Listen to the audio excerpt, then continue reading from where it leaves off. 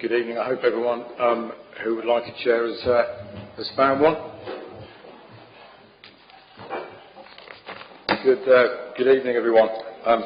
Today's meeting is open to the public. A warm welcome to you all in attendance. I'm Councillor Clement-Jones, Chair of this local area committee. I hope you enjoyed visiting the information stalls and that you've had some useful conversations with the people manning one. I know I am. Before I ask the councillors around the table to introduce themselves, I'll hand over to the committee clerk to read out the housekeeping arrangements. Thank you. Thank you, Chair. Before we start, there are just a few housekeeping arrangements to mention. Please can I request that mobile telephones and other such equipment are switched to silent mode so as not to disturb the conduct of the meeting. There is no fire test planned for today. If there is an emergency evacuation, please take instruction from the council staff present. The assembly point is right the way you've come and into the car park. The toilet facilities are in the entrance. The meeting today is open to the public and will be streamed live and for subsequent broadcast via the council's website. You should be aware that the council is a data controller according to webcasting. One final thing to mention, we have hearing loops available. If you would like to use one, please let us know. Thank you, Chair.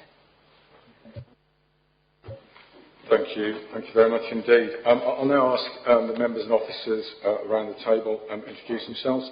Councillor Basharat, if I can ask you to go first.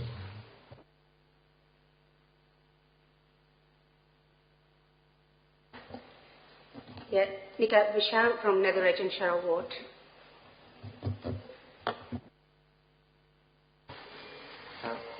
Councillor Richard Shaw, Councillor for Bishop and Greenhill Ward and Deputy Chair of this committee. Peter Garbett, Netherridge and Sharrow Ward. Hi, I'm Jenny Skeeber from Democratic Services. Just take the minutes.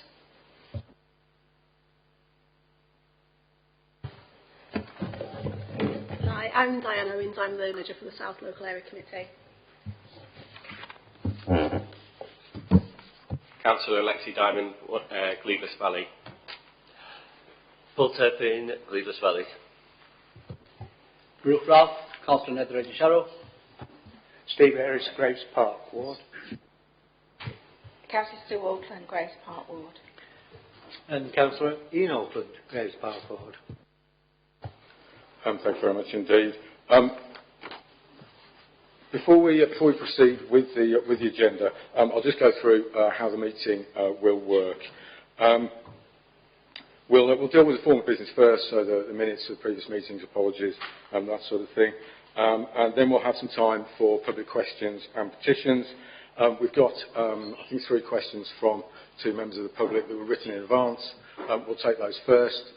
Then we'll move to a certain amount of public questions. Following that, we'll have Dan Wilkinson, who's the Information Officer for Business Sheffield, who will give us an update on the Economic Recovery Fund Round 2, which is providing funding to help improve local high streets and encourage people to shop and visit the area. Diane Owens, the South Lack Manager, will then give a brief update on the South Lack Community Plan.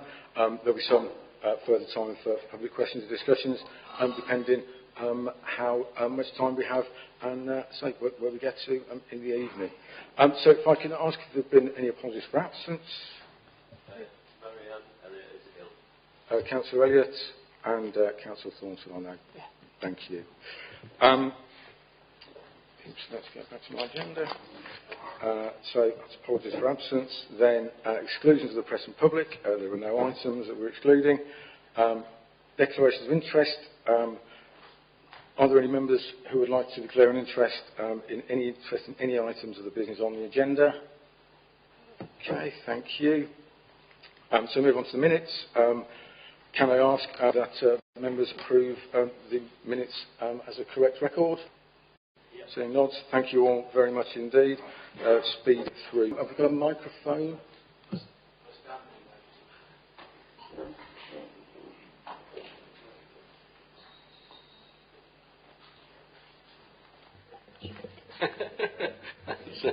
Okay, thank you. I feel like I'm about to take off. All right. So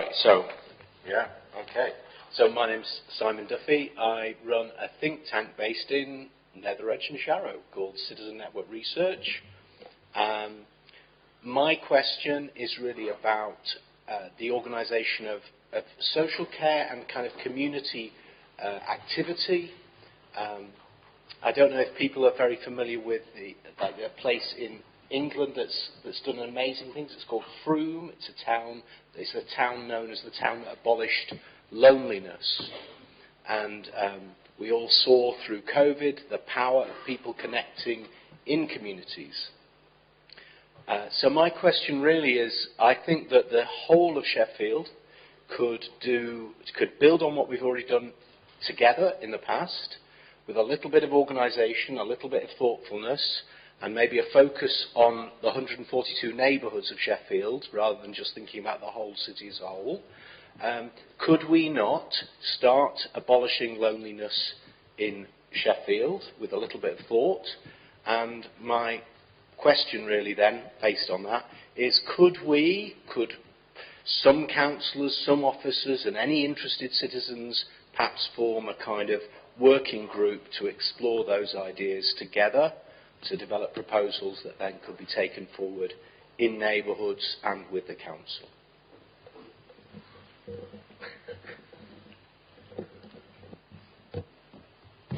Great. Thank you very, very much indeed for your question, and thank you for being so succinct. Councillor Ayris, is it okay if you'd like to respond? Thank you. Yeah, I just wanted to thank Dr.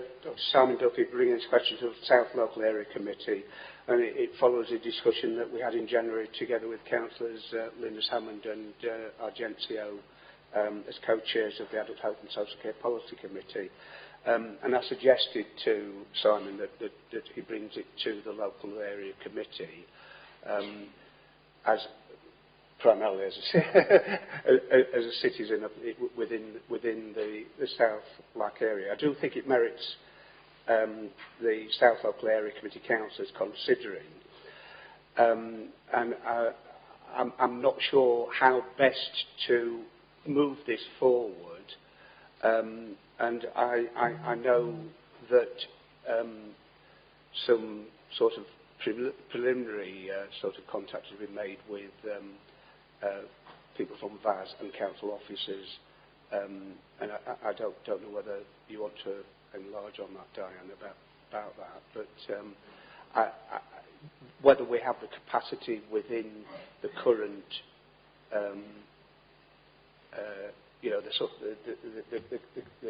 because this is the final public meeting, or whether it could be considered as part of the review of the community plan. Yeah, no, I sent your question on actually, to some colleagues in VAS and also in the council. So our policy lead, who's doing some work around a piece of work called Collaborative Conversations, which is about how we engage and connect to communities. And I know some of the organisations in the room tonight are involved in that work. And I also sent it to our community cohesion lead, Colin Havard, who I think is already a bit connected in some of the work that you're doing. So from my perspective as well, like, one of the areas I think we've shown commitment, I think, through this committee is around community development and capacity building. I think that's clear through the budget allocation that was made through this committee. So I think it's an area of work that we've already had some involvement in, more probably from that kind of broader strength and asset-based approaches kind of sense, and more broadly around community development. I think I'll leave it with members to see how they want to progress it. But from an officer perspective, we would have some capacity. I think if it's a priority to get involved and have some conversations with you and see, explore it a bit further.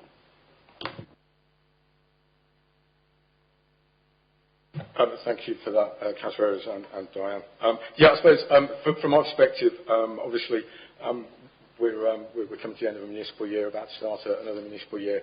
So it's difficult to say what the local area committee will decide next year. But I think absolutely it's something that fits very well with a lot of our priorities in terms of the, as Diane said, the model that we've used.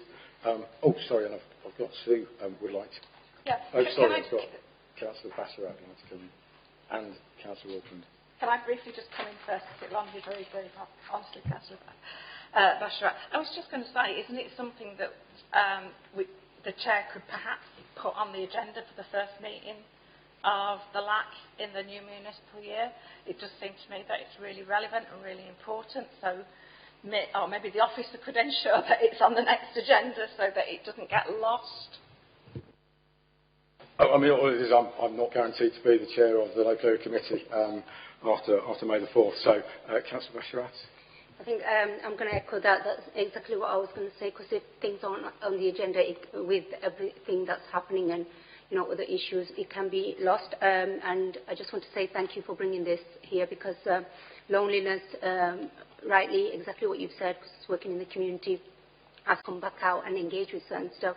A lot of work is being done, and I think Diane's just mentioned stuff as well. It's being recognised, it's being picked up, but I think it's even more good to hear people like yourselves bringing it to the attention, that it doesn't get lost, because the lived experience and what is happening on the ground, I think we need to be mindful and try to make sure it is addressed. And I think what Sue mentioned, to have it on the agenda so that we can actually discuss it further. Thank you. Thank you very much indeed. We'll move on to the next question, next two questions, if I can ask you to ask them separately. Russell Johnson. Okay, I'll stay here if that's all right, even though I have my back to some people. Okay, good evening everybody, members, officers, public, thank you for this opportunity. Two questions, as Simon said, on very different topics. And Simon said he'd like them treated separately, which is fine. I'll ask question one. Are the elected members here aware that SCC is using parts of the old nurseries land at Graves Park as a waste transfer depot? It is very likely that the required registration for this use is not in place, and that's not the only issue there. Would members, particularly Councillor Johnson, who serves on the... not here, is he? Sorry, yes, I thought Douglas might be on this. My mistake. Would members here please concisely comment on what they know about this and whether they perceive it as a problem? Furthermore, an FOI response from SCC stated that the area is not designated as a depot. If that is the case, the observed and photographed activities at this site appear to be inappropriate. Some of you will have seen pictures of fridges, sofas, piles of dog excrement, etc., being processed in Graves Park. More broadly, are Southern LAC councillors content with SCC's trustees' oversight of the charitable trust with regards to Graves and many other parks? Should the subcommittee consider, that is the charity subcommittee, consider co-opting people who have the necessary knowledge and who have the park's interests at heart? That's the end of that question, Simon. Thank you very much indeed. I've got Councillor Ian Auckland. Anybody else at this stage? Councillor Shaw. Councillor Turpin. So, you know, if it's a duck and it walks like a duck and quacks like a duck, it is a duck. So it is being used as a depot, and on some maps it is referred to as a depot, and I'm against its use absolutely as a council depot because it was gifted as charitable parkland, and the public have always had access to that land when it was not nursery, albeit not on a continuous basis because, you know, there were operational reasons, but it's always had public access. In terms of the management of the park, I disagree with the way the park's managed completely. I would turn the trusteeship over to the local area committees. As Councillor Lodge pointed out in the council meeting very recently, you, Councillor Auckland, you've sat in the cabinet, you've been at one of these trustees, and I'm thinking, yes, Councillor Lodge, and I've learned that these charities are not run like normal charities. They're run as if the council and the charity trustee is the same thing. I wouldn't, as a lot of mine, quite a number of the people I come across want to replace the council as trustee. I wouldn't replace the council as trustee personally. I feel I've probably made decisions on Hillsborough Park more than 15 years ago and not known a lot about it. So local people you elect should be the trustees of the park, and local groups who are involved in the management of the park should be fully involved as a management group. That's the organisation I would have. I've campaigned for that to be the case for the last, I'll check back. In 2016 at least, I was saying that. So I would change the setup completely. I mean, I could go on. There's another issue about which winds me up. I'm giving you 2 minutes. You have to stop me. And you see, you wanted the magic word. There's stuff about connected parties as well.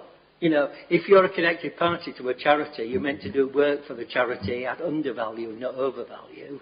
And although, to be fair, when I checked, the council does have a licence for a waste transfer station there as the operator, though it might have let it lapse, in which case that would be a serious matter. All right. And also it makes a nominal contribution for rent, but again, that's never been tested. You know, a proper charity trustee would test. If you really want to let land off, you'd test it. You wouldn't just give it to your connected party. I could ask you to thank you. I'm a guinea. I think that's a very full answer from Councillor Wolfen. Thank you. Councillor Shaw. Thanks, Chair. And thank you, Russell, for the question. Myself and my other Lib Dem colleagues, including those in Grace Park, have previously called for the return of this land to the park, as it were, because I believe it joins onto the Arboretum, which the Friends of Grace Park would like to expand and improve. And when we have raised this within the council previously, I believe it was we raised it with a now former Green councillor who was the cabinet member about it. You know, they were insisting that this was not parkland, and I'm very much of the opinion that Grace Park was gifted to the city. It's not, for the council to do what it wants with it. It belongs to the people of Sheffield, and as we've seen with Cobner Cottage and other parts of the park that have been let go or neglected, I believe that we should safeguard the integrity of Grace Park, and that this depot should be returned to parkland. Thank you. Thank you, Councillor Shaw. Councillor Turpin. Thanks very much. So thanks for starting the point I was going to make, Richard, because actually, the parks. Okay, so we do have to be wary of our parks being parcelled off, as particularly we've seen with Grace Park, with Cobner Cottage, and with the other house that I can't remember at this moment the name of, which is now flats at the other end. So we do have to really be guarded about losing our parks. But also, that depot site, when the parks take a lot of maintenance, they require a lot of equipment, and are we supposed to say, well, you can't leave your lawnmower in the park because that's not a park, And so the whole idea, which I was supportive of at the time we were in the Co-op exec, was that to use some of that park as a depot for the plant machinery is going to save time when you need, I don't know, just to continue the example, a lawnmower. It's going to save on fuel. It's going to save on carbon. And that depot can serve parks in that area of Sheffield. Now, I'm not completely... I haven't been down there recently. I haven't seen fridges and settees dumped there. I don't know how long they're dumped there for, or as far as I was concerned, it was a place to store plant to service the south of Sheffield. And of that, I'm supportive for the reasons I just mentioned. It makes sense. There's loads of parks. We don't want to be fetching a lawnmower from Chapeltown. But we'll look into it and see that it's being used appropriately within the definition of a servicing area. Nobody objects for being appropriate. Okay, thanks. I've got the councillors who'd like to come in, and we don't really kind of allow the right of response. Councillor Sewell. Yeah, thank you. I just wanted to come in. I mean, it's very clear to me that we live almost across the road from Norton Nursery and this depot, in inverted commas, and it is most definitely being used as a depot. You see the vans arriving with rubbish, and you see the skips piled high with rubbish from the parks, and these bags of dog excrement and everything else.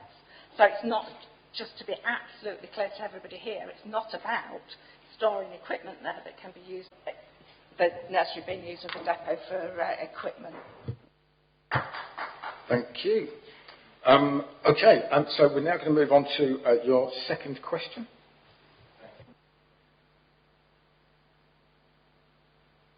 There we are. Okay, it's very sensitive, isn't it, this? I'll keep my distance. Okay, thank you. The second question arises from the Lowcock report, which I'm sure all the councillors are aware of, and possibly many members of the public.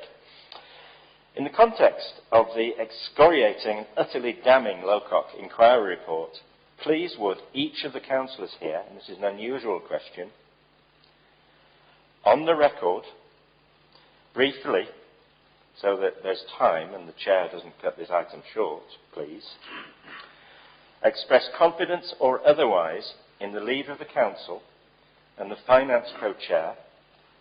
I'm not allowed to name these people, but the councillors know to whom I'm referring. Briefly express confidence or otherwise in the leader of the council and the finance co-chair continuing as councillors or in their current positions of responsibility. We do not, please, councillors, need long explanations and rubric. We just want a very concise, do you wish those two people to continue in positions of power in the city despite what Sir Mark Lowcock said about their despicable behaviours? Okay, so I'm going to throw this open to my colleagues. I certainly have comments. I don't know who else might. Councillor Garbutt first, Councillor Bashrat after that. Chair, can I just suggest go around the table? Oh, right, okay, yeah, okay, that's... Yes, I'd hoped that would be the decision, yes. Okay, first of all, I'm just going to say, I wasn't a councillor at the time. I have read the report, and everyone, like everybody, agreed that the street tree dispute was a dark time. I've actually heard the concerns and the impact prior to the report, which, is heartbreaking. So, from my perspective, after reading the report and also being in the council, I feel that personally, this is myself, from looking at everything, I believe we can get through this and work together. And because of those two people that you've mentioned,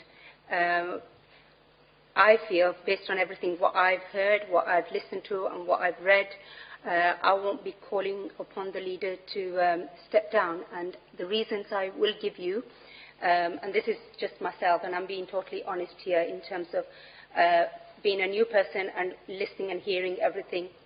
They have firstly apologised and accepted the mistake. All the recommendations, sorry, I'm reading because I made, as you were talking, some of the things what I wanted to say. Recommendations from the report are all accepted. And for me, it gives reassurance that, they've mentioned that they're going to implement them. Being a new councillor in the council, my experience and what I've seen and heard, what is being said and shared, me since being in there, I've seen a difference. I've seen where I've actually raised certain concerns in the council, and the support and the listening has been there. Even though I'm going to agree it takes a long time, But as a councillor, because I'm from my ward, any issue means any matter is important to me, and I do make that strong voice in the council. Sometimes it's not openly seen, but this includes this inquiry as well. So there's other things, as well as the tree issue, as well as the cost of living. There are so many issues that people are sharing with me day in, day out, and I feel that we can move forward. The biggest thing for me is people accepting mistake was made and apologising, and the recommendations that were mentioned in the report, not even one or two, but all the recommendations are taken on board fully. And I just made a note. Can I ask you to come to an end? Thank you. So for me, I felt this was really, really good for the the leader asking officers to drop any conciliation phase. So on those. Okay, sorry, please. Please, I'm asking my colleagues to speak. Councillor Basharat has had, I think, plenty of time to respond. I think we need to move on. So basically, those are my reasons, and I fully understand where people are coming from.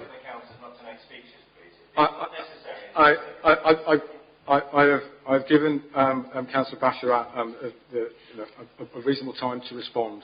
I don't think I'll give my other colleagues quite as long to respond, but I'll certainly give everyone a good go. If I can ask Councillor Shaw to respond. Yes, they should resign.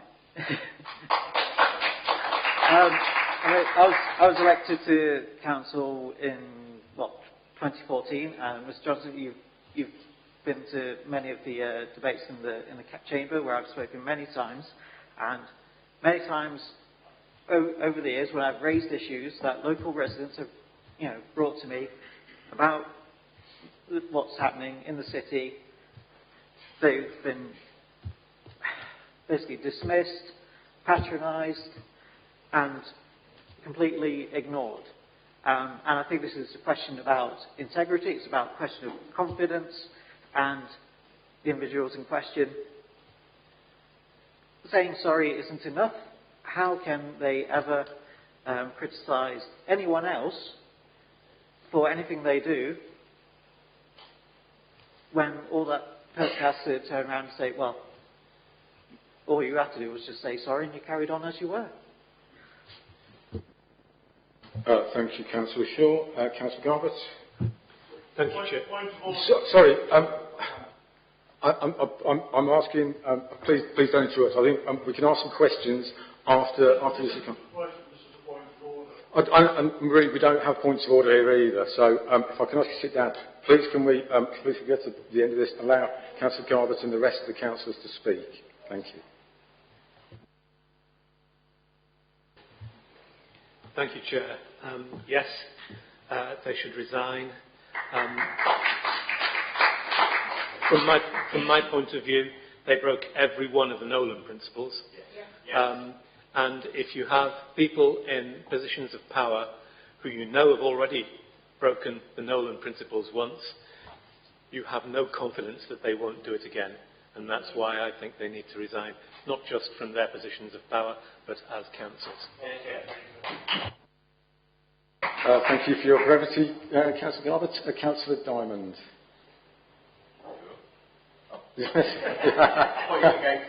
No, I'll ask you at the end.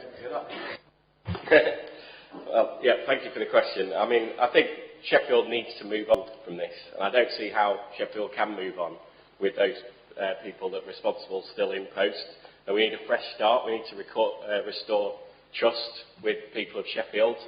And I think, I don't have confidence that we can do that with those people still steering the city. But having said that, I don't have confidence in anyone that signed the PFI. What Lowcock told us is that the 17,500 target was in there from the start, and I think there's councillors that could have come. I think there's councillors that could have come clean from the Lib Dems at the time as well. I think Ian, you probably were the cabinet minister, cabinet member in charge of that part of the contract, and you probably could have said something. So there's a lot of people that also need to take responsibility. And I think there has been some progress since, but that has not been because Labour has decided to change. It's because of the work of the campaigners, and it's our city campaign that got the committee system voted on and brought in. And unfortunately, I do still think there is a culture of misinformation from some councillors. For example, a senior Labour councillor was on the radio recently and was able to just lie to the public, mislead the people. So the culture hasn't changed, unfortunately, and I don't have confidence that it can with those people still in charge. Thank you, Councillor Diamond. Councillor Turpin. Thanks. Yes, of course they should. It is a bit hard to believe they haven't. I would extend that to the two sitting Lib Dem councillors who designed the contract. And I would also just remind people that had the Lib Dems followed us in the AGM last year, then the current leader of the council would not be a leader, because we voted against him twice and they enabled him to be the leader. So they stick with us this time. He won't be the leader, even if he doesn't resign. Thank you. Thank you for your question. Yes, I agree. Both the leader of the council and the co-chair of the finance committee should both resign, as well as other cabinet members at the time who were an EGM as soon as possible. Unfortunately, Labour Lord Mayor has refused to hold that EGM within the next 6 weeks and has decided to do it after the election period, which I think is a disgrace because it's making the Sheffield people wait longer and longer and longer than is necessary. So, in answer to your question, I agree both the leader of the council and the co-chair of the finance committee should both resign, not tomorrow, not today, but should have done so yesterday. Yes. Thank you. Councillor Ayris. Yeah, having seen the recommendations of the LOCOP report, the two councillors that you mentioned had positions of responsibility. The findings were pretty negative. The LOCOP found the council misled the High Court, yes, sorry, twice on 2 occasions. Those weren't the only findings. Yes, I do agree that both those councillors should resign. Thank you, Councillor. Councillor Stewart. Yeah, thank you. Thank you for the question and for the opportunity to say that I wholeheartedly agree, and that the two persons named in this piece of paper should resign and should have resigned already. I think that any elected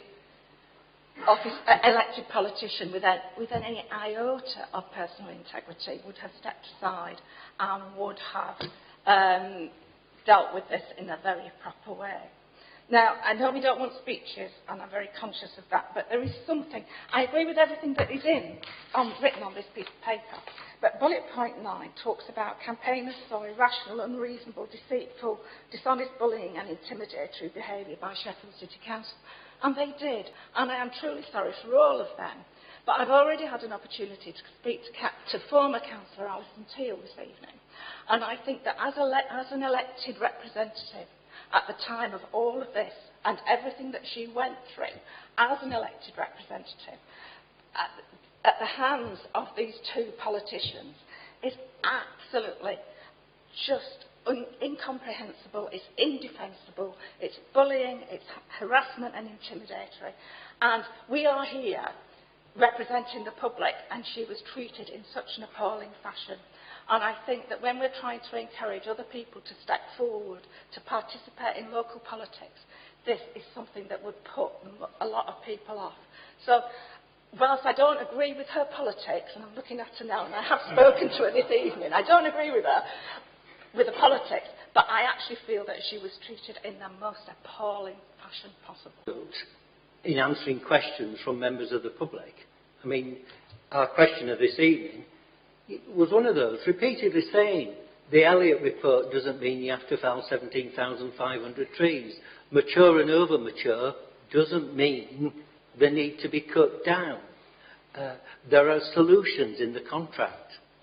I mean, because I sat in my seat in council and think, here they are again asking the same question.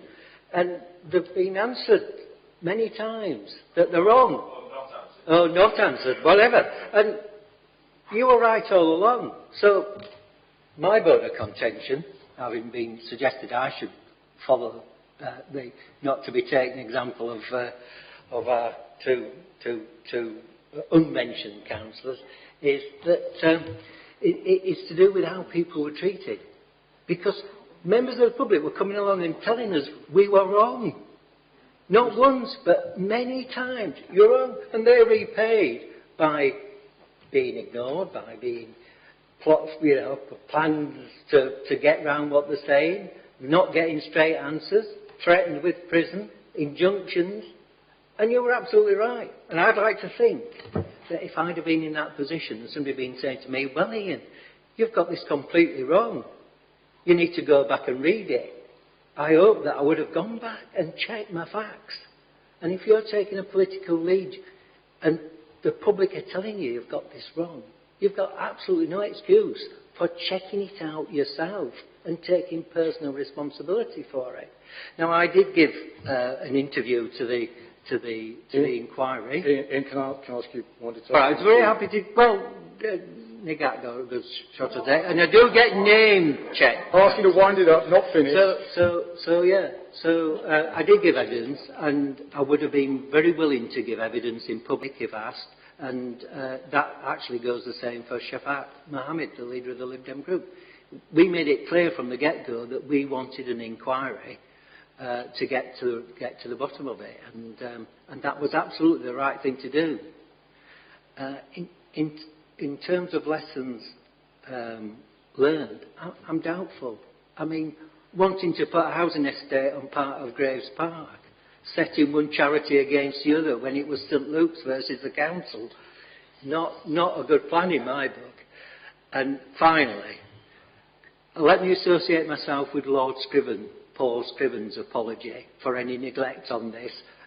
I was cabinet member for a year, and any neglect that I showed in dealing with that contract, I apologise for completely and unreservedly, as he has done. But let me assure you, if I'd have gone along with council employees and Amy and the police turning up at 5 o'clock in the morning to cut down trees and ask pensioners to move their cars, Paul Scriven would have sacked me on the spot without question. I am completely confident of that. And he's not even supposed to be able to do that according to our rules. We meant a proper process. I would have been sacked. And on that bombshell, thank you very much, Councillor Auckland. Sorry, Simon, there is one glaring thing about all of this. Fox and Councillor Lodge should step down and let Sheffield move on. Why are we not using their names? I think we should put it on record that Councillor Fox and Lodge should step down. Okay. Thank you for that. I don't think we need to go around again, but I hope not. So, obviously, as Chair, I think I get to have the final say on this. Chair, why have we been... Is it the questioners have been asked to name, or is it like legal? I think it is, just the way the questions are asked in the Council. I'm not 100% certain. Everyone's abided by it so far. I think we can probably move on. Chair, sorry, if I was being completely honest, though, about the contract... let me tell you, I was cabinet member for transport for a long time and for things. All of the trees would have been dead, diseased, dying, going. The roads would have crumbled. The pavements would not be repaired. When I took post, if the road outside your house was surfaced, you'd wait 640 years for it to be done again. The pavement, you'd wait forever, because in the year before I took office, no pavements had been resurfaced. So if you're a walker, the trees had been neglected for decades. There'd been no proper looking after. And that contract was the only way of fixing the roads and the pavements. Thank you, Councillor Auckland. I really want to move on from this question. We have other people, members of the public who would like to ask questions, and I would like to give them the opportunity. We spent a lot of time on this. I would like, can I ask you to sit down, please? There will be opportunities to ask questions after this. I'm sorry. No, I'm afraid not. Sorry, I'd like to make my point, if I may. Every other council has made their point. I'd like to make mine. We will be allowing questions afterwards. I will ask you first, after the two people I have on my list here. Okay, thank you. So, as I say, I think we are broadly in agreement. I say, like Councillor Bashir, I was not a councillor at the time at a lot of the events of this, but I was previous to that. And this, to me, was never about contracts. This was about the Gestapo tactics that I witnessed literally at the end of my street whilst trying to walk my dog. 60 people in high-vis, police, the full 9 yards, 4 people who wanted to protect trees. So you can see where my sympathies lie. I look forward to the emergency meeting and holding these people to account. One of the reasons I got back into, I'll put myself on the time away there.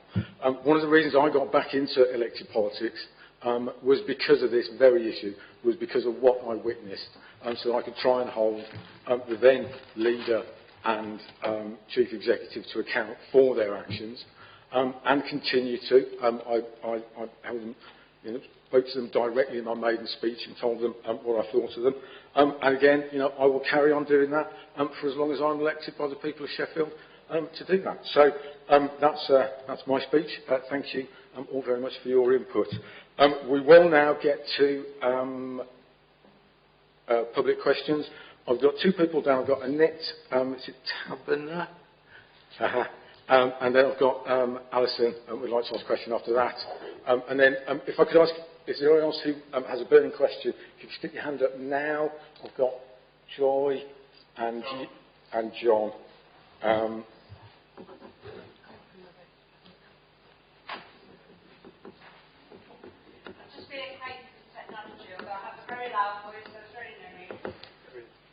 Thank you, Chair.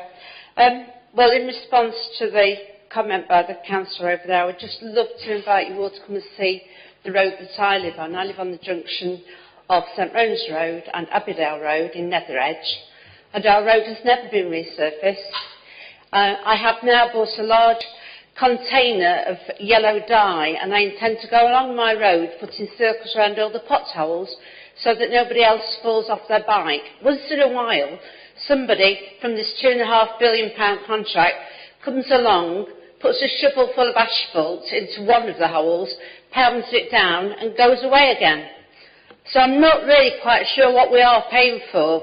And I hear from other residents that the roads that have been, the roads that already have been serviced are breaking up. So people of Sheffield, I think you need to see if you're getting value for money. I wanted to talk about a trade dispute, I'm afraid. I live in Netheredge. The police officers on Chipping House spent a whole week telling me that if I stood in my garden under a threatened tree, that I would be arrested on the direction of the Labour-controlled council under anti-trade union legislation. I used to be a member of the Labour Party. They're never getting my vote again, folks. I gave evidence to Smart Local along with lots of other people, and it was published 2 weeks ago, and I expected there might be some sort of adequate response from the council. I have to tell you, a lot of us were looking forward to closure and moving on a week last Monday, and we're now back in that dark place because we feel we've been totally and utterly failed. Our council, then Labour-controlled, lied to the public of Sheffield. It used our public resources, their legal facilities. I did this for 4.5 years. I should be as quick as I can. Well, no, all I'm going to ask is, I've given you 2 minutes already. This is public questions. Well, I want people to understand. Please hear me out. I want people to understand. This is public questions. I would like to hear a question at some point. You will get a question, Chair. I promise you. Another 2 minutes, and then I'll interrupt you. Okay. Again to ask you to finish. Okay. Well, we were looking for some closure, and instead of that, we had Lord Blunkett saying that we were hungry for revenge, which is just adding more fuel to the fire, really. The resources of this city were used to condemn and vilify us.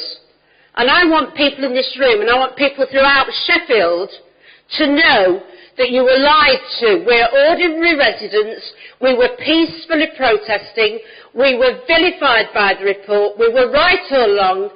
And I want people to know that. It's not good enough that a report goes in at the council and everybody else just sits around. Our lives were ruined for 4.5 years. People who came and stood in those trees have died without knowing there's a resolution. You can't apologise to them, they've gone. A guy called Roy sat outside the town hall for weeks of the depth of feeling. And the question is this. Right. On my road, which I've lived on for over 35 years, there was really good community cohesion. We've got people from all over the world on my road, and we all got on great. I've helped fix tyres for children up the road on their bikes.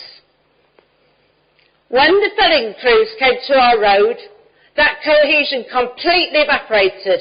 I was spat at, I was sworn at, and I was bodyguarded. Can I please ask you to ask Right, the question? I am asking the question now.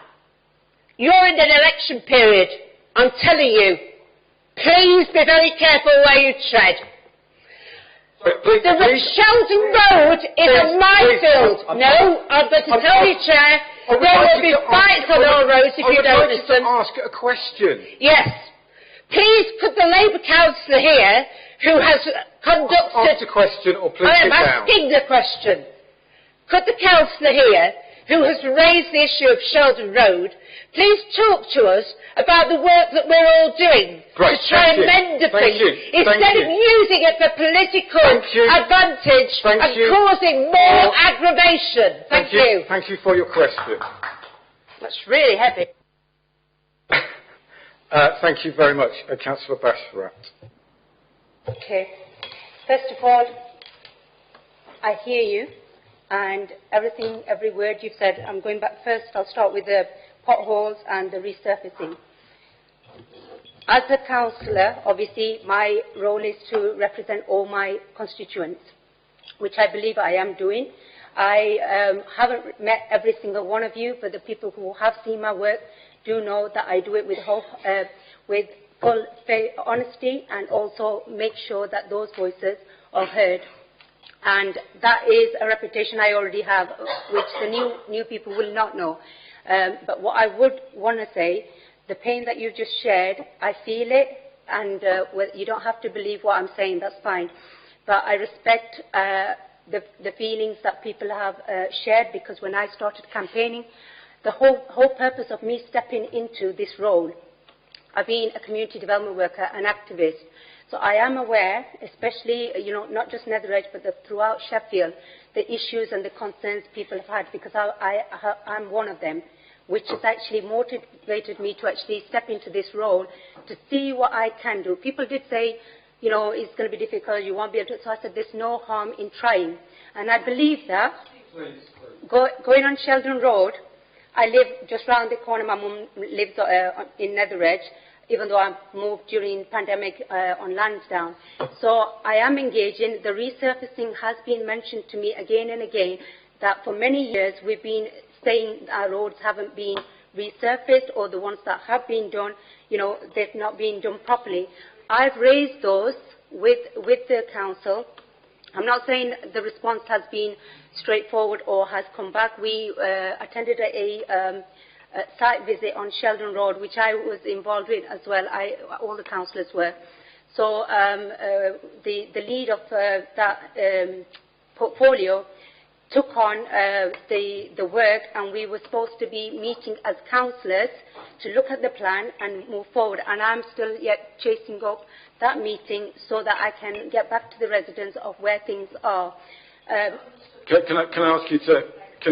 I'm happy to obviously listen to you further. In terms of you mentioning, yes, it's an election period, but for me, what matters is what people's concerns are, that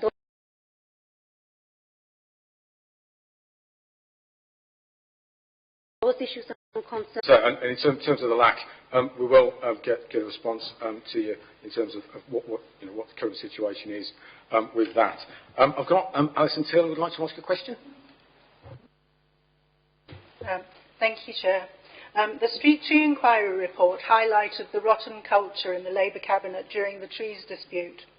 Members were motivated to punish tree protectors rather than listen and seek solutions. They were dishonest with the courts and the public. What can be done, in your opinion, to prevent similar behaviours and bring about change in the culture? Will elected councillors continue to be free to flagrantly disregard the Nolan principles? How will you safeguard against this? Thank you. Thank you very much, Alison. Thank you again for your brevity. Would anyone else go for it? Anyone else? Thank you. Councillor Garbutt. Thanks, Alison. And in terms of safeguarding, like I mentioned before, and what I've been saying to all those who I have been having conversations with through emails as well as in person, which is why I'm aware of the level of, the impact it's had on people. I feel, and I strongly believe, that there was an element of people not being listened to. And I'm a strong believer that effective listening and listening is two different things. And listening to the people, the council is there to represent the people and to make people's lives easier, and which is what I said to other people, and I'm saying it here as well as an elected councillor.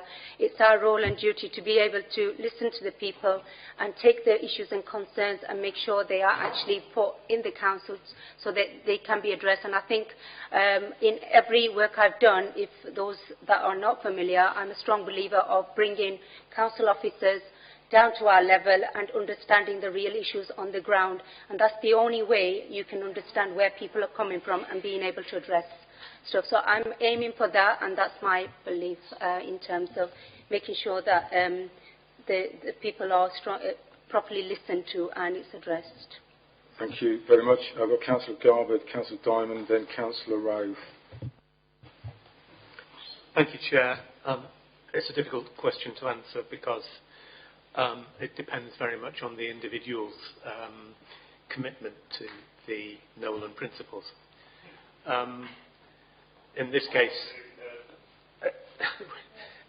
nil. When I first became a councillor, we had a training session on the Nolan principles, and it was drummed into us that integrity, professionalism, leadership, these were all really important. I think when electors go to the polls, when voters go to the polls, they expect the people that they elect to act within those principles.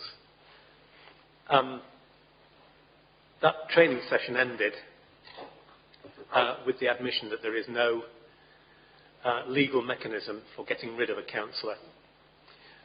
So my question was, principles? What principles? If you can't get rid of a councillor, then a councillor is going to be quite happy to break whatever principles there are and to try and get to the ends that they want. So I think one of the really big ways of making sure that the Nolan principles are taken account of much more is something that isn't in our gift. It's in the gift of the national government to reinstate any legal legal mechanism for councils to get rid of councillors who have broken those principles. I think that's the main thing. What the council itself can do is to make that training about the Nolan principles statutory for every councillor every year, just to remind them. Yes, there is one other thing that I know that the council is putting in place, and that is a way that council officers can whistleblow, which would help bring to the attention of officers higher up. Thank you, Councillor Garbutt. Councillor Diamond. Thank you, Chair. I think what's clear is that what we need is a council that is open, honest, transparent, and all the decisions, the important decisions made for our city, are made out in the open, not behind closed doors, which is what went wrong during the tree dispute and in the negotiating the contract before that. And I think one of the things that has changed since then, and changed for the better, is the committee system. So I think all of the parties need to commit to the committee system and ensure that the committee system works.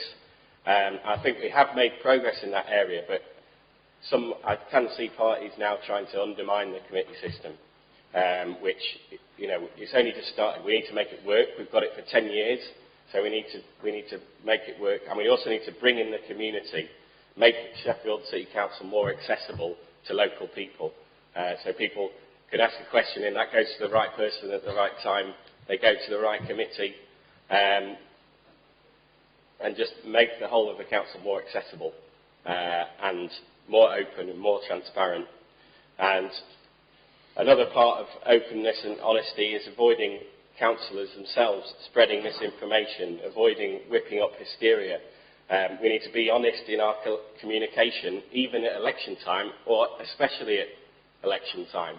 We need to avoid whipping up hysteria around things like red lines or exploiting anti-traveller sentiment. We need to have honest election communications like Lib Dem bar charts which exclude the Greens and pretend that they don't exist, or Labour Twitter feeds that just have complete nonsense claims about what other parties have done and make up voting records. So I think we all, as councillors, need to commit to openness, honesty and transparency and commit to the committee system and making the committee system work. Thank you. Thank you for that impassioned plea, Councillor Diamond. Have shown they are not very good at answering the questions posed to them. Therefore, the only way in which we as a city can move forward altogether is when Councillors Fox and Lodge have both resigned and been removed from their positions. Additionally, I agree that we do need a legal mechanism to be able to remove any member, including myself as well, who breaks the Nolan principles. If that was in place, then we wouldn't be in this position right now. Thank you, Councillor Auckland. So, part of my answer would be to devolve more day-to-day issues about the services that matter to people locally, to local area committees or community assemblies, which we used to have some years ago. But I do agree with colleagues who have mentioned the committee system. I don't quite agree with the way, personally, the committee system's quite designed with a number of committees and things. I think it's quite complicated. Personally, I think it's got signs of that phrase, a camel is a horse designed by a committee, and that's one of the issues. But I think the great advantage of the committee system is that you always have an opposition around the table. And one of the best things in politics, in my opinion, is that as well as having people who are accountable for decisions, you also have people who are putting forward an alternative, and hopefully you think you can trust in stepping into the shoes of whoever is in charge and having a go themselves. So strong opposition as well as Nolan principle leaderships are the important thing. And the committee is a good step forward, the committee system.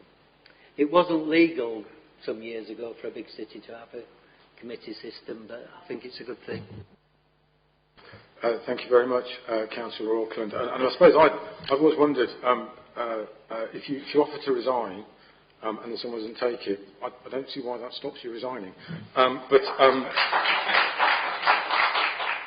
Thank you very much indeed. Joy, would you like to ask your question?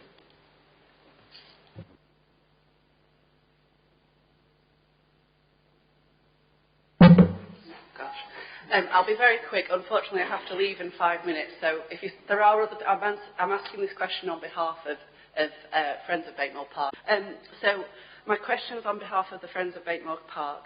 The Friends groups worked really, really hard to engage the community, done several events, including litter picking, raised lots of funds. We've even got some equipment purchased. We're really having a lot of setbacks and delays with getting this equipment installed in the park. And it feels a bit like, for the Friends group and for the local community, that the community of Batemore is getting forgotten about. And I would ask that our ward councillors who are here tonight would advocate on our behalf to the correct departments and make sure that this gets followed through and we can get this equipment installed as quickly as possible for the benefit of the families of Batemore, who haven't actually had any swings in their park for 4 years. So just to make everyone aware of that. Thank you. Councillor Shaw. Thank you for the question, Joy. Obviously as a local councillor and as someone who lives basically across the road from the park, I'm always very happy to engage with the Friends group and do what we can to support them. I've been along to some list of picks as well, and always very happy to talk with them. And if anyone wants to come up after the meeting, I'll be here. Thank you, and I will certainly move heaven and earth to see if I can get this unstuck.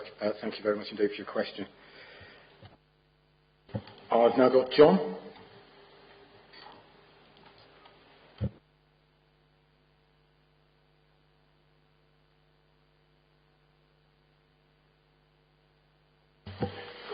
I'm not very good with technology, so apologies. Right, two things. First one is an invitation. I'm part of the reconciliation process. We're talking to Kate Josephs and Sinead Blair Richards about how we're going to get through all this. So we are looking at consensus, we are looking at collaboration, we're looking at working together and some ways forward for the council and the city to get up to where it should be and stop falling further behind Leeds and Manchester and so on. I would invite all of you to engage with that process, and it's a shame that we don't have the meeting until the 10th of May, the EGM. But we're working on a process for that, so it's going to be effective, and we have some targets for the council to meet so that we're not just having meaningless promises again, and that we can hopefully get over some of the political sniping that holds us back and collaborate together and get the committee system working. And then a question, obviously, can we just have a very concise update on the red lines on Abbeydale Road, because I run a business down there and a lot of my colleagues are wanting to know whether we're going bust or not. I have to say this is not my specialist subject. I can't see any of my... I've got Councillor Basher, I would like to have a word. Okay, in terms of the red lines, what will be happening is obviously Labour has already shared and mentioned that basically based on the concerns and issues raised with myself and with many others, we won't be the red routes. But what will be happening from here is in June, July, all the schemes that have been around, they will be reports and recommendations will be given to the Transport Committee, which will be around June, July, and then a decision will be made by those committee within that portfolio, and that's at the moment that's the update I've received. I have attended meetings with councillors, the officers alongside other councillors, where they've actually shared some information, and this is one of the information that they gave, that nothing will be actually put forward till June, July. So that's where we are at the moment with that.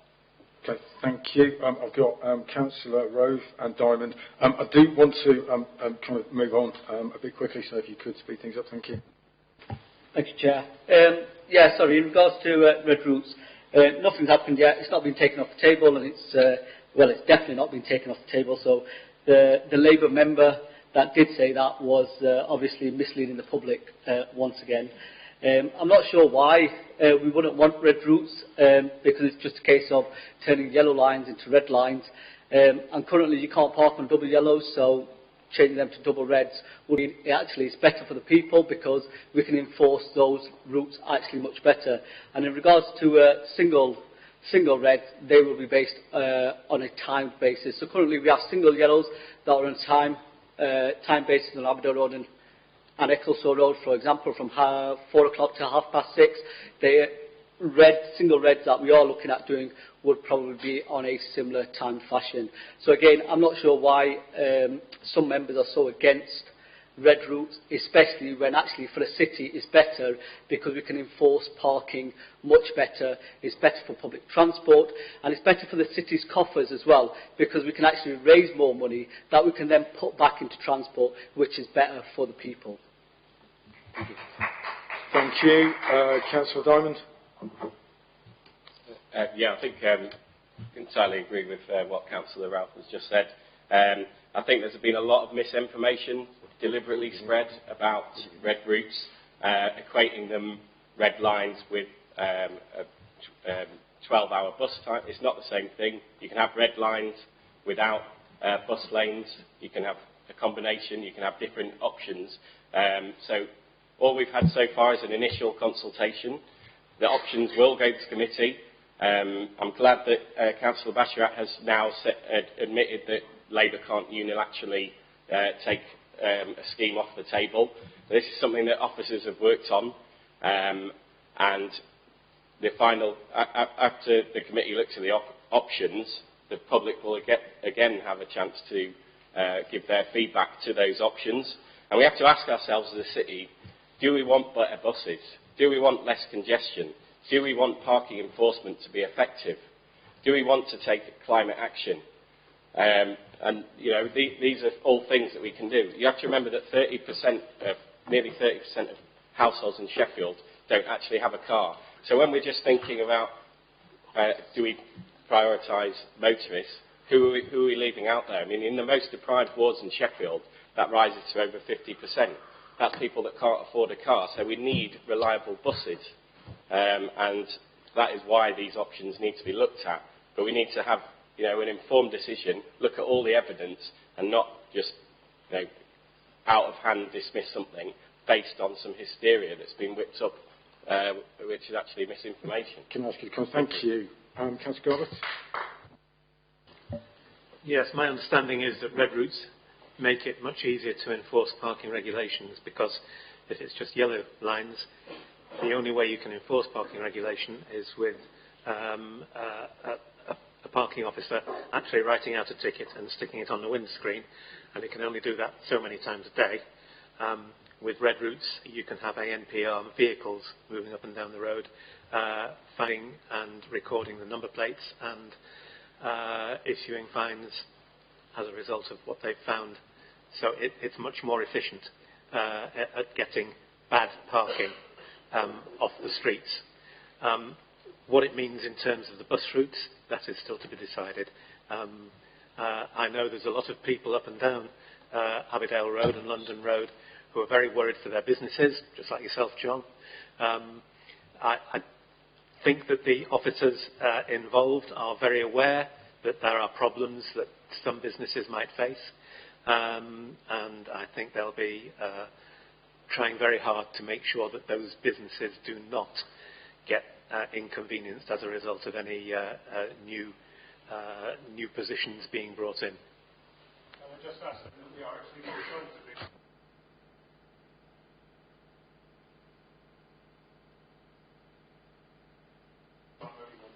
Okay, thank you very much for your question. I know the debate will rumble on.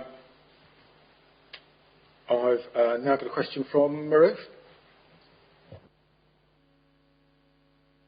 This last meeting and asked a question, not the last meeting, the previous meeting, about a takeaway on Wolsey Road outside Mosque.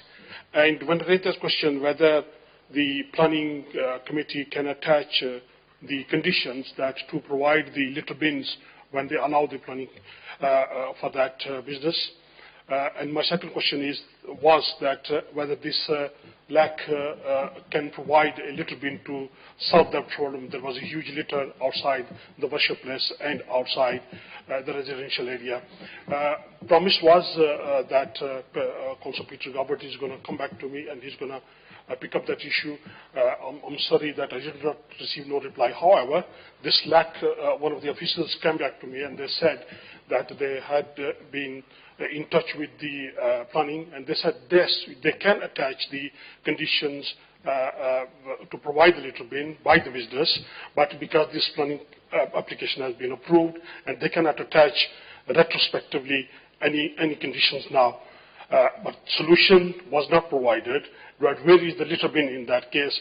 So once again, can I raise this one today? I was on that road. The litter was piles and piles outside the takeaway. So can you please look into and provide the bin to find the problem and solution to that problem? Second thing, Chair, I'm very sorry. I have been involved in the meetings, attending so many. I've never seen that the Chair will not allow a point of order during the meeting. This is the first time ever I saw this situation. So I don't know whether this is completely democratically or not. It's up to the members of the committee to raise a point of order, not members of the public. Thank you. Anybody? Councillor Basharat again. Sorry, do you want to go first? Well, I was the councillor who told you that I'd look into it. We did what we could. Now we have to go down a different route to try and get that bin. That'd be fine, no problem at all. And by the way, I do agree with you on your second point as well. Okay, Simon, I just put my hand up to answer some of the questions for the business person. So I just want to... I do want to bring this to an end. It'll be short. Just basically, nobody's against the red... it's been mentioned that, the other members are against the red... That's not the thing. Like the individual has mentioned, most of the businesses on Abida Road who I had contacts with didn't have any information or consultation amongst them, which is one of the reasons I was involved in trying to find out why those who are going to be hugely impacted haven't been made aware of that scheme coming on Aberdeen Road. So based on majority of the businesses and their concern, they were aware once I think you're just making the same points again. I think because it's been accused that in terms of not being aware, we're all wanting affordable buses and stuff, but in the current climate, the businesses, the level of impact they've had during the COVID period, and then cost of living, this is the reason it wasn't right to actually put this through, especially when we've got no alternative affordable buses.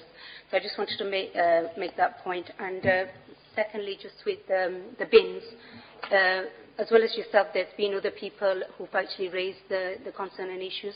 So I have actually raised it with the council to actually look into that, not just the bins on Worsley Road, because I've witnessed the litter myself as well. I've also asked them to make sure that the grit bins are also full and not empty, because some people mentioned that during the snow they didn't have the grit bins where it should have been, and often what happens if the grit bins isn't used in that area, it is actually moved. So I've raised that concern, and to make sure that all the grit bins, because we don't know when the weather like we had is going to happen again. So it has been raised and it's been shared constantly through my emails as well. So it is being looked at, and I can get that feedback to yourself. Thank you very much indeed. Which brings us to the end, finally, of public questions and petitions. I'm now going to hand over to Dan Wilkinson, Information Officer, Business Sheffield, to give us a hopefully very quick update on the Economic Recovery Fund. Here we go. You might as well, yeah.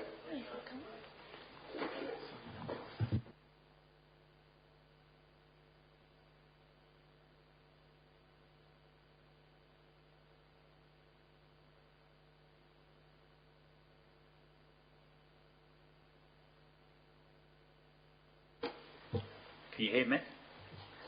Yeah, brilliant, thank you. So I just want to introduce myself. My name is Dan Wilkinson. I'm one of the business information officers that have been working with the businesses on the High Street over the last couple of years. I just want to give you a bit of an update on the Economic Recovery Fund, which is round 2. And I'd like to thank you for allowing me to come and do the presentation. What is the ERF? So the Economic Recovery Fund is a grant fund supporting work to improve local high streets and encourage residents and visitors to spend their time and shop there. A bit of an overview on this is that to help build the foundations for economic renewal and across Sheffield, the fund is there to the fund is for investing in communities and the high streets. So maybe looking at doing some things with shop frontages, maybe doing something in relation to more greenery, something to do with nice street artwork. It's also there to build resilience to the cost of living crisis and future economic challenges, to make high streets and local centres feel safe and welcoming, and to encourage residents and visitors to spend more time and shop there. Additional to that, it's to encourage businesses and groups to work together on ideas to improve their high streets. So that's making businesses work in collaboration with each other.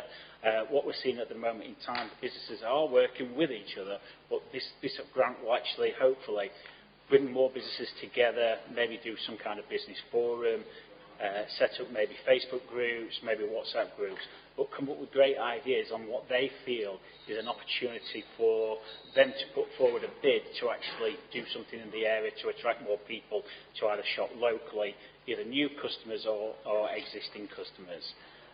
Additional to this, we want to bring new energy to those that are already in place, so those businesses are already there, to support the high street businesses to work with their communities, to leave a lasting legacy of community infrastructure that continues to thrive once projects are complete.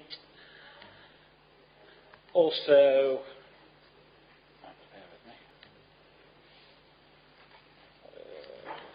sorry about the technology. What the grant is, what's available for the grant. So there's two pots of funding. There's the district centre funding, which is grants up to £200,000 for large projects. There's also a small grant up to £50,000 for small projects, and also a flexible fund, which is for new innovative ideas that benefit local businesses. And this is only up to £50,000 and available from the fund. And that's more to work with those organisations that have got an innovative idea that would be city spread if they brought the project together. The district fund is where, obviously, is the fund that I want to discuss about in relation to what can be available for those businesses on the high streets and those local areas. Like I said, there's a £200,000 pot of fund and also a £50,000 pot of small fund as well.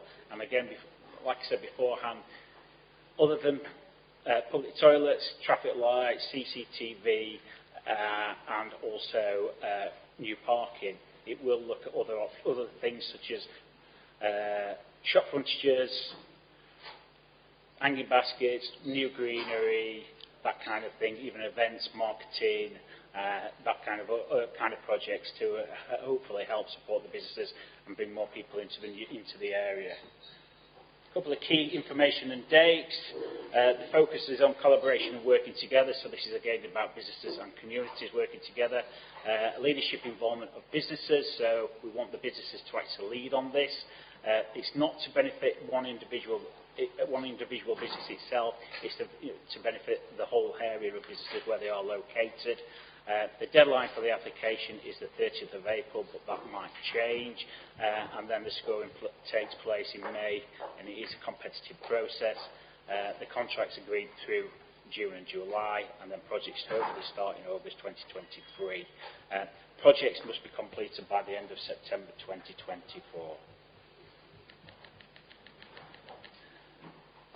Information available. If you go onto the website, and there is a leaflet here, the website on there is actually incorrect, but the correct website is actually on the leaflet. But on there is a bit more about fact sheet, questions, support for a request form. So part of this funding, the businesses or those projects that are looking to put a bid forward, they can request a advanced development worker, and that development worker can actually support a bid, work with the businesses, put the project together, build a plan, and then obviously look at helping put the costings and also putting the application forward and writing the bid for them. There is an application form and budget templates on there. There's also more details about what the funding was done in round one and great examples about what projects was done in maybe Firth Park, Walkley, Hillsborough areas as well. And like I say, there is a flyer here which gives a bit more information, and it's also in community languages. And finally, any questions? Sorry, it's a bit brief. Thanks. So the money is the council money, so it's come from the council. Apologies for that. Yes. Okay, anybody else got any questions for Dan? Okay, great. Well, we'll move on to the next item on the agenda, which is the South Local Area Committee Plan update, including the spend that we've managed over the last year. Thank you.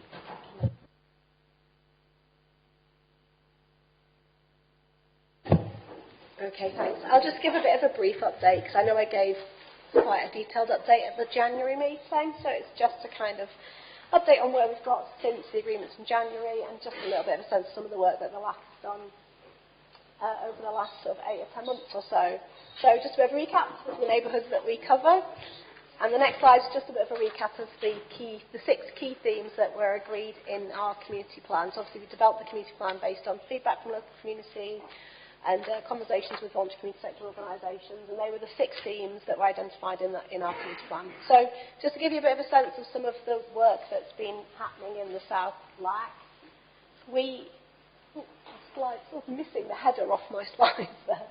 But, so yeah, this is just a bit of a sense of some of the progress, some of the achievements. So we've been doing some work to identify fly tipping and graffiti hotspots across the South LAC, and conversations with community representatives and community organisations have fed into that. So we've now got that list. We've sent that over to officers in our environmental protection services, and they are now getting us some quotes back from those work. So that's little small-scale projects where we think we can have an impact on preventing fly tipping in particular.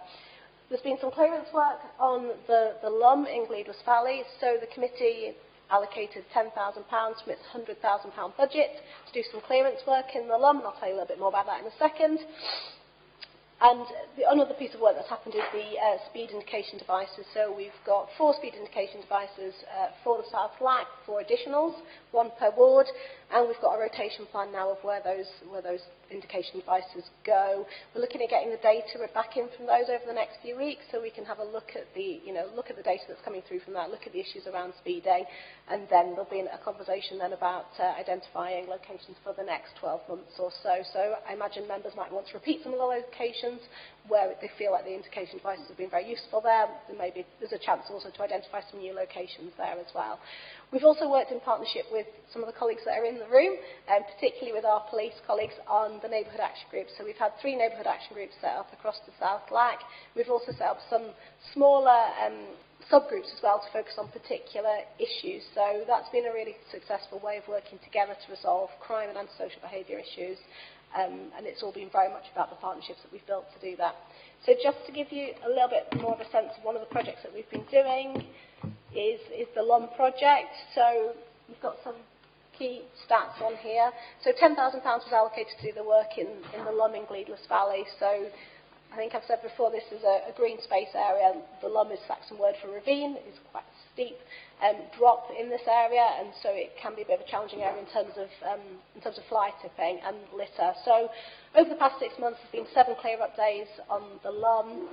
The funding that was provided through the LAC has enabled the team to bring in some heavy-duty equipment, so tractor, winches, a lorry there to be able to take some of the waste away. So over those clear-up days, those 7 clear-up days, they estimate they've taken 45 to 50 tonnes worth of litter and fly tipping out of the site, and there's a little bit more detail there in terms of some of the nature of the litter and fly tipping. And what we want to do now is work together to look at how we can enable prevention of that from happening in the future. A little bit more about some of the achievements. So the committee allocated £30,000 of its budget to support activities for young people. So we were able to fund 10 local organisations to provide additional youth activities, and that's included things like sports, taking young people, particularly from disadvantaged areas, on day trips out, and also providing like youth club activities as well. So 10 local organisations got awarded grants. The average amount of a grant was £3,800.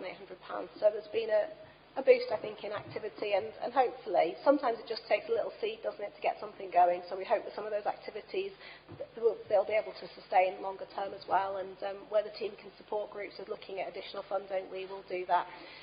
We also ran a youth conference for National Youth Work Week. That was in November of last year.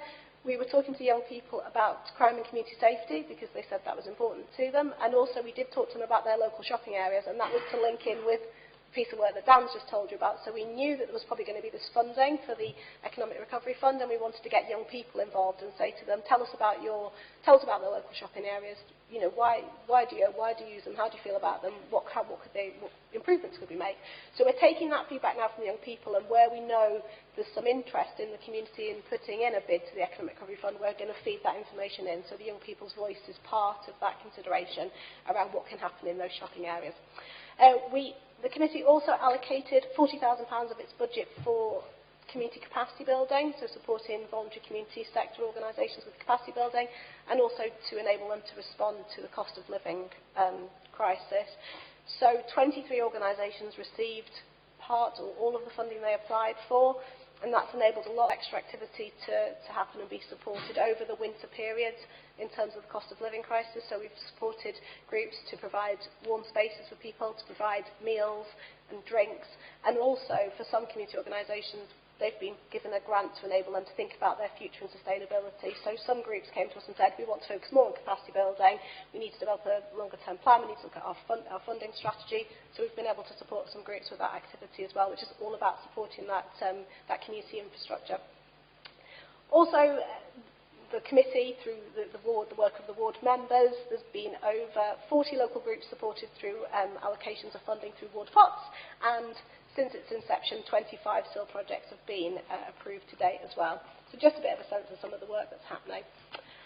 In terms of next set of priorities, so at the January meeting, the committee approved these three projects because there was £30,000 left in our budget. So it was £11,000 to look at purchasing 2 portable CCTV cameras, £3,000 for community capacity building, and up to £16,000 for street art projects. So basically the balance of what we had on the street art project. So with the CCTV, we've had conversations now with our new inspector for the area and through the neighbourhood action groups and with members to look at how we can best do that, because we also need to think about sustainability and if those cameras get damaged, how we deal with those kind of issues. So we're working on that at the moment with partners.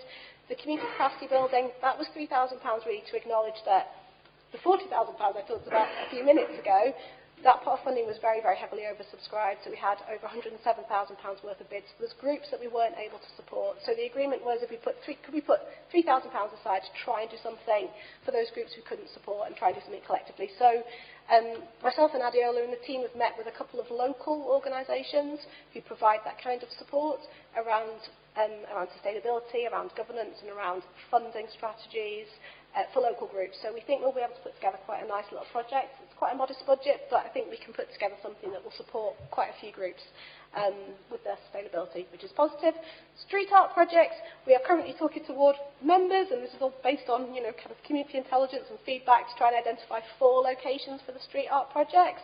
We haven't quite got 4 yet because it's a little bit tricky sometimes. You've got to find locations where we know we want to get young people involved and where we can definitely get young people to be actively involved in those projects, and also where we're going to be able to get permission on that location as well. So we're working through that at the moment, but the idea is to have 4 street art projects, like I say, and getting young people really actively involved in those projects.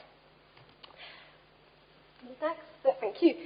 We will also continue the work on the LUM. So we've kind of done like the first phase of the work with the LUM, which was the clearance work. The second phase is a bit more about the community engagement phase really now, and about kind of what can we do in that space to encourage people to use it, to encourage the community to feel proud of it, to make it more of an asset for people to feel they can access. So we're going to link with some work that the Glebers Valley Tara are doing around fairy doors and a nature trail in Rollston Woods, and see if we can connect that into the LUM.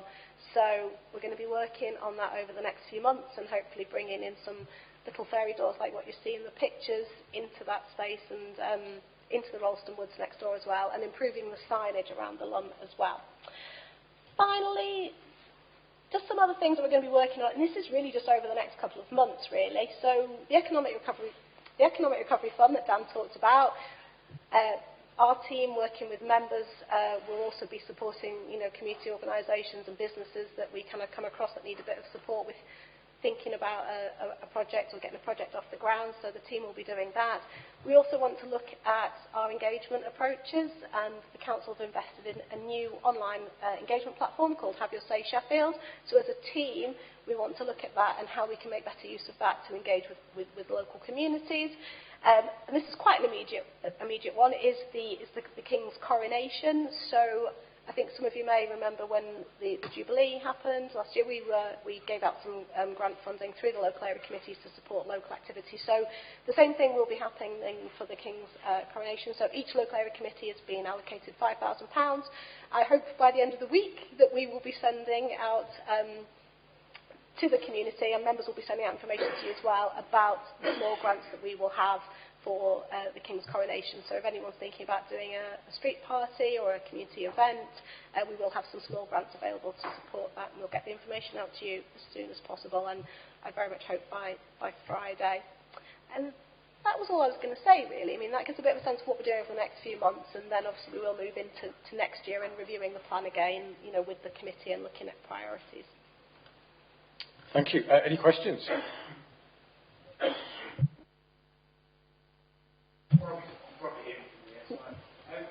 Sorry, for the webcast we have to... right, sorry. Well, I'm going on Tinterweb then. Very quickly, when you talked about engaging with local communities and bits and pieces, obviously I mentioned the speed signs and bits and pieces, and I've got a personal bugbear around Greenhill School and bits and pieces because the parking around there's horrendous. So what I want to do is kind of engage with you and understand how we as a community around Greenhill can potentially push that forward, what our options are, etc., because we're at a financial barrier from that side, so I just want to understand from where that would go and bits and pieces. So not necessarily a question, but just an opportunity afterwards if I can engage with you, please. Could I just clarify as well that the parking issue is not the lack of parking, it's the safety of people parking on the pavement and such. Thank you. I mean, in terms of engagement, I myself was at the Greenhill Village Historical Society meeting on Tuesday, and exactly the same subjects were raised. And as it happens, at the local area committee chairs meeting that we have this morning, we had a presentation from Highways, which actually, I mean, I'm not sure if I believe them is the problem, but gave me hope that actually we would have a much better way of getting stuff from the grassroots, from people like yourselves who want, got a specific issue that needs raising, to actually get it raised, get it properly answered at the level. Because unfortunately, as a local councillor, all I can really do is kind of batter against the walls like you do. What I'm hoping is that with this new way of working that we hope will work, that exactly these kind of things. I mean, as I say, I was talking to them about, is there an opportunity with school streets to do something about that? Obviously, is by the school, is there an opportunity to do something around it's called the A61 corridor? And very much what I want is the local area committee to be a part of that consultation and to work with everyone to actually get to the bottom of what the problems are, and then get to the right person to say this is the solution, and obviously most crucially this is how we pay for it. But I think there are simple solutions to the problems people are having with traffic, with parking. It's just going to take that more of a holistic and community approach to actually get it done. So thank you very much for your question. See any of my colleagues wanting to come on that. So, I'm sorry, Councillor Shaw. Thank you. Just on the specific issue of the parking around Greenhill shops, I've had quite a lot of people get in touch with me over the past week or two, complaining about people parking on pavements or obstructing footways or parking on the zigzag lines outside the school and other places. And we have raised it with parking services. and the council's transport officers, as Simon says, and Parking Services would like to do what they call a day of action with local police team and others to try and focus on particular problem areas such as at the shops, to try and discourage people from parking dangerously or inconsiderately, and hopefully we can make some progress on that. Cracking, thank you. Councillor Diamond. Yeah, thank you. I think it's a really good question. I think school streets is something that you should definitely look into and speak to your local schools and ask them to get in touch with the local school and get in touch with Mode Shift Stars. We've had some really successful school streets programmes in Cleveland Valley in our ward. But in terms of parking enforcement generally, I think this is a citywide problem. Sheffield does not invest very much. If you look at the league table of do not prioritise parking enforcement as much as you need to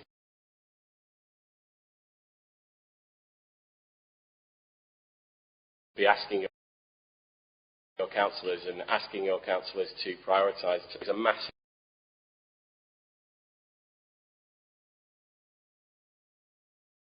children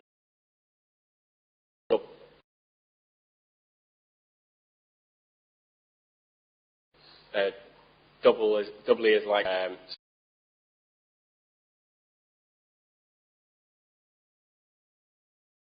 and it's your local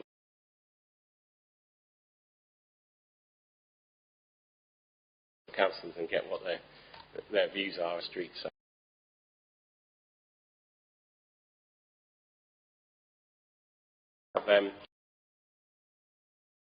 Political will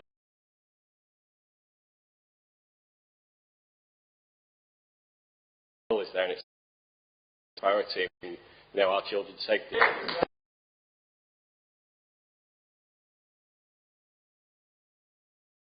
And comment about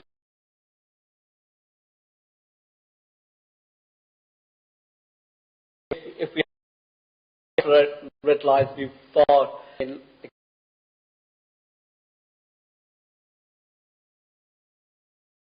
to do that, what's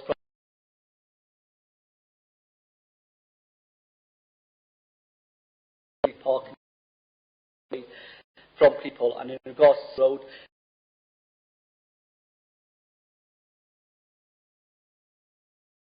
halt out something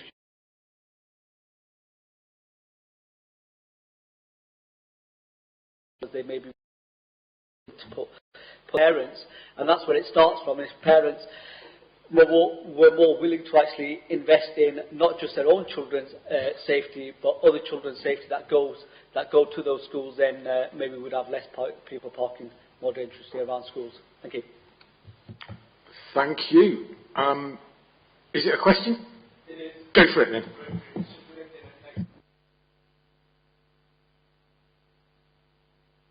To what we were just discussing, Councillor Shaw, my name's Adam Newsom. You and I have liaised a little bit about all of this, haven't we? I am aware about, I believe in maybe the northwest of Sheffield, the local policing team does have something in place where you can report problem parking on the streets, on the footpath and such, photographs, written reports and such. Is there something in place that we can use in the southwest? Because, I mean, Owen and myself and several other parents have been documenting with photographs and things. I've got a whole library, but no idea what to do with these things. Because sometimes, obviously, I have challenged parents at times about, I mean, my son was very nearly hit by a white van walking to school very recently. That mounted the curb, went straight for him. It's not always safe, obviously, to chastise these people and make your case. So is there a safe method to report this, so we can and for it to be in a library then, just to document the volume that happens in certain areas, hotspots? Okay, well, thank you very much. Councillor Roof would like to get in straight away. Yes, thank you. I'm not sure of whether there are any safe routes for you to be able to do that, but just a bit of background on why the North West is able to do that, why we aren't able to do that in South. About 18 months ago, the police sent out a survey to all residents of the city asking for what their top 3 priorities were. Unfortunately, in the South team, people living in the south of Sheffield decided that dangerous and illegal parking wasn't one of their priorities, and it was other stuff like crime and disorder. In the North West, obviously, they decided differently, and that's why the police have taken that as one of their priorities, and they've set up a website where members of the public can do that. I am aware that there may be another survey coming up in the next 12 to 18 months, possibly. And if that does come about, then it would be fantastic if people, the public in the South, actually got together and said, this is what we want to prioritise. And I would totally agree, we do need to prioritise dangerous and illegal parking. And if that was what was agreed, then again, we could have something similar in the South. But unfortunately, that's one of the reasons why we don't have that here. Thank you. Councillor Bashrat. Yeah, thank you for raising that. It has since been elected by parents. Just recently, a meeting I had, and parents did share exactly the concerns around the schools on pavement parking, as well as revving the cars near the schools and parking on the zigzags. One of the things, again, I'm not aware of anything where there is a reporting system, but what I have been looking into, because of the seriousness of it and being shared with myself, so I'm engaging with the schools. Some of the schools have been mentioned to me, so one of the things I've advised and suggested to the parents was, one, your local councillors, to raise it with them. Secondly, we've got these LAC meetings, which, from my understanding since joining as a councillor, it's not widely, I mean, it's improving, but widely out there when people have actually shared issues alongside many other stuff, but they're not fully aware of what LAC, these meetings, what do they stand for, can we come, and various other stuff. So I think it's a good thing, you know, you've raised it here collectively. We should be looking into something that is raised by yourself, and if it's a concern, because this is why these LACs have been created, is to be able to tackle the local, real issues that matter to everybody. And secondly, I was saying, with the schools, the parents have actually raised it with the schools, and also we have the parking and the wardens going round. So I'm engaging with a few which are in my areas to be able to address it. So it's not, even though it might not be a priority, but I see it as an important issue and a priority as your, local council. So do raise it with your local council, who will put it on the agenda and do something about it. Yeah. Thank you very much indeed. I've now got Councillor Shaw, and then can I ask if anybody else has got any questions or would like to say, speak now, or Councillor Shaw will have the last say. Go for it. Thank you, Chair. Just to say, in terms of reporting, in the first instance, should report and pass any information on to parking services at the council. As Councillor Ralph says, the South West police team don't have it as a priority at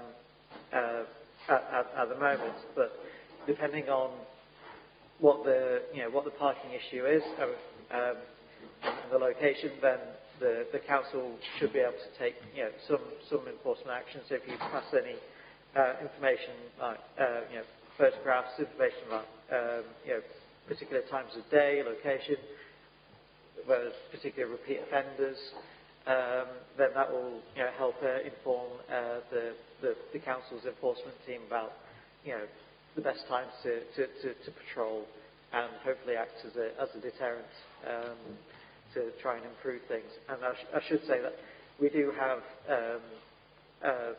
tackling parking issues within our community plan as a South Lac, so it's there in black and white that tackling this is a priority for all the councillors up here. Thank you. Thank you very much indeed for that. As I say, I was going to point that out, so thank you for doing that, Rich. That brings us to the end of the evening. Thank you all very, very much indeed for coming. I hope you found it useful. As always, we will send around a short survey for feedback on the meeting. If you haven't signed up to our South Lac mailing list, please speak to one of our officers who can help with this. Also, if you have asked a question and would like a response in writing, please do make sure to speak to one of our officers who can take your details and make sure you get that directly. Thank you all very much indeed for coming. The next meeting will be sometime in June, July, to be confirmed. Thank you all very much indeed.